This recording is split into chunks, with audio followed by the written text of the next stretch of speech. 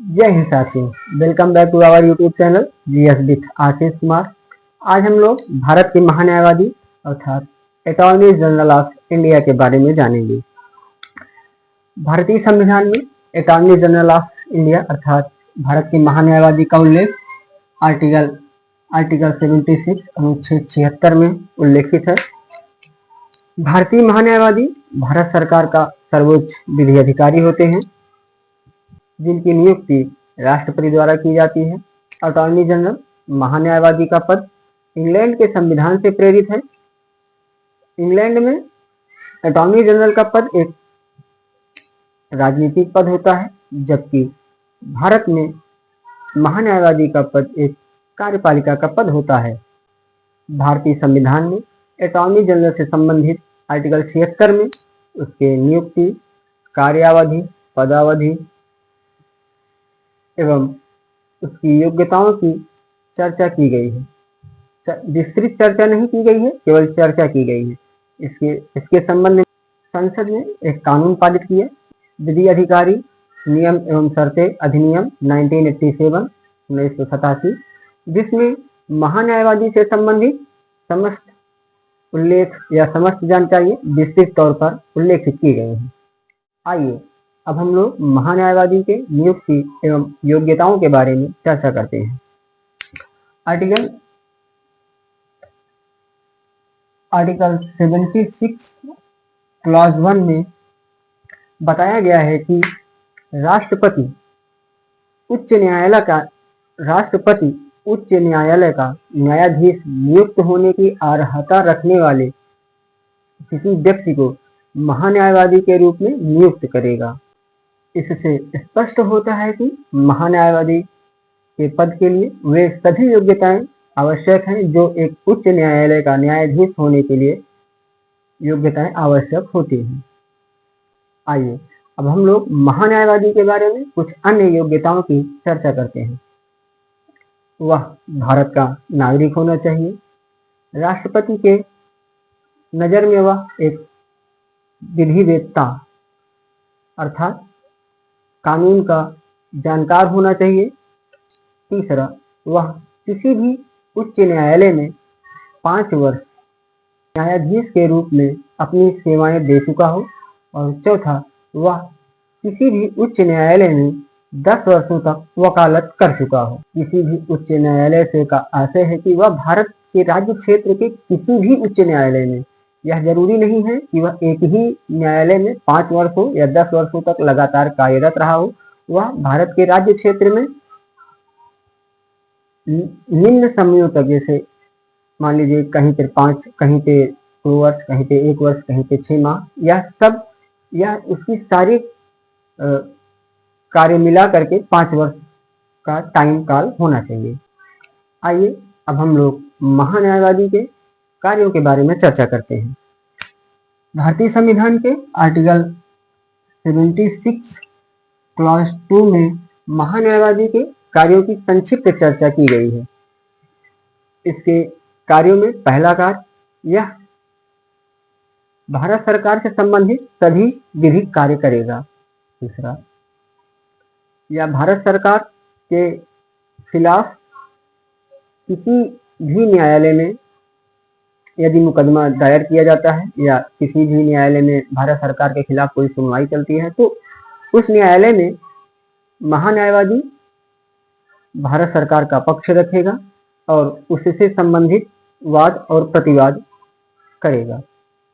तीसरा, विधिक प्रकृति के वे सारे कार्य महान्यायवादी करेगा जो राष्ट्रपति द्वारा उसे समय समय पर सौंपे गए हैं।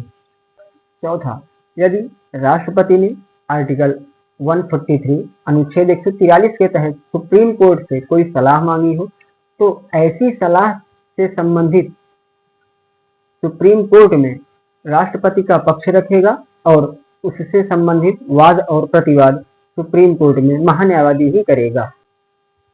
आइए अब हम लोग महान्यायवादी के शक्तियों के बारे में चर्चा करते हैं। आर्टिकल 76 क्लॉज 3 में महान्यायवादी के शक्तियों के बारे में चर्चा की गई है, जिसमें कहा गया है कि महान्यायवादी भारत के राज्य क्षेत्र में किसी भी न्यायालय में, भारत के राज्य क्षेत्र अर्थात भारत के संपूर्ण राज्य क्षेत्र में कि किसी भी न्यायालय में महान्यायवादी को सुनवाई का संपूर्ण अधिकार होगा।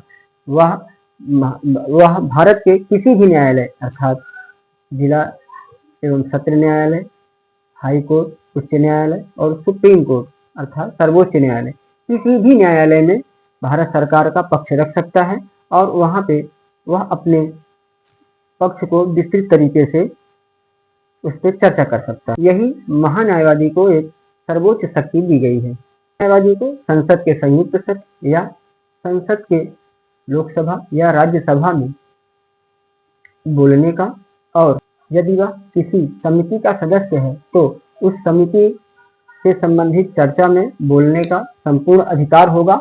हाँ, महान्यायवादी को संसद में मतदान का अधिकार नहीं होता है।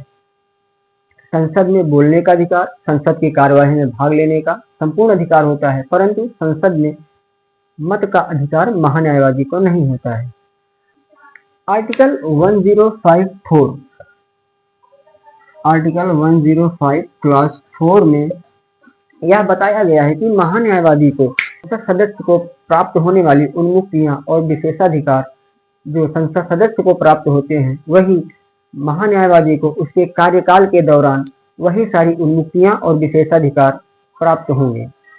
आइए हम लोग महान्यायवादी की पदावधि और परलब्धियों के बारे में चर्चा करते हैं। महान्यायवादी की पदावधि और परलब्धियों की चर्चा आर्टिकल 76 क्लास 4 में की गई है। इसमें यह बताया गया है कि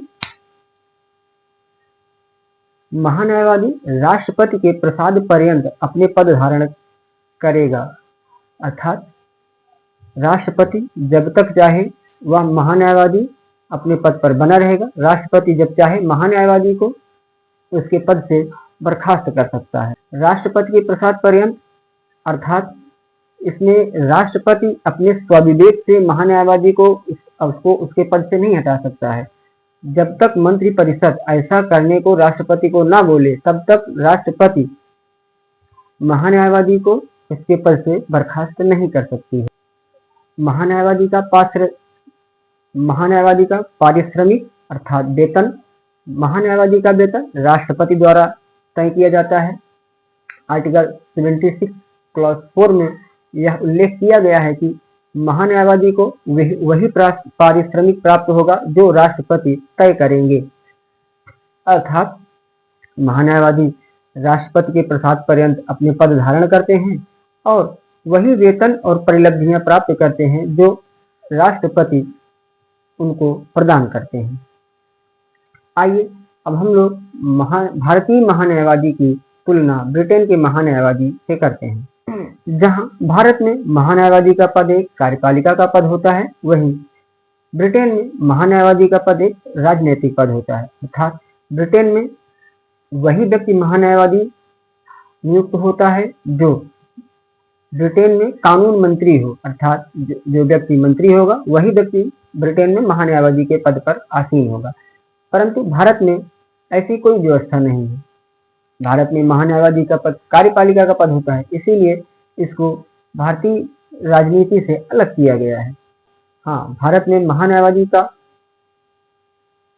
पद एक कार्यपालिका का पद तो है, परंतु इसकी नियुक्ति राष्ट्रपति करते हैं। ब्रिटेन में महान्यायवादी मंत्रिमंडल के साथ आते हैं और मंत्रिमंडल के बर्खास्त या उनके कार्यकाल खत्म होने पर महान्यायवादी का स्वतः ही कार्यकाल समाप्त हो जाता है।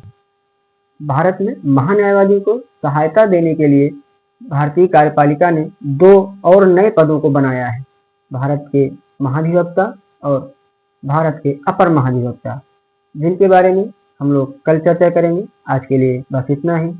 Thank you.